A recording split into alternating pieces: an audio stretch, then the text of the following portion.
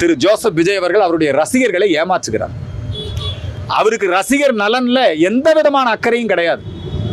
அவர் என்ன பெரிய பெரிய குண்டர்களை வச்சு தூக்கி வீசுறது மட்டுமல்ல, அவங்களுக்கு தண்ணி கிடைச்சதா, கை குழந்தைகளோட வந்தாங்களே, வெயிலில் நின்னாங்களே, அதை பற்றியெல்லாம் அவர் கவலை இல்லை. ஏன்னா ஏற்கனவே ரசிகர் மன்றத்தில் அதன் மூலமாக அவங்க உழைப்பு, அவங்களுடைய பணத்தை உறிஞ்சு எடுத்துக்கிட்டு தான் அவர் வந்து பெரிய நடிகராக வந்திருக்கிறார்.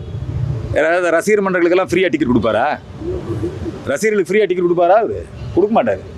இல்லை 3 மடங்கு 4 மடங்கு டிக்கெட் விற்று தான் அவர் வந்து வந்திருக்கிறார்.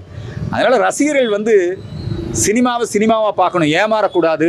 அதுவும் குறிப்பாக தமிழக வெற்றி கழகத்தில் இருக்கக்கூடிய தமிழ் இளைஞர்கள், ஹிந்து இளைஞர்கள், இவங்க முழுக்க விஜய் அவர்கள் திமுகவினுடைய ஊதுகுழலாக இன்னொரு மக்கள் நீதி மையமாக செயல்பட்டு கொண்டிருக்கிறார்.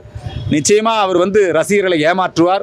ரசிகர்களை மட்டுமல்ல, பிஜேபி ஏடிஎம்கே கூட்டணியுடைய வெற்றி வாய்ப்பை கெடுக்க வேண்டும் என்பதற்காகத்தான் அவர் திமுகவினுடைய கையாளாகத்தான் செயல்பட்டு கொண்டிருக்கிறார். இதை விரைவில் அந்த ரசிகர்கள் புரிந்து கொள்ள வேண்டும்.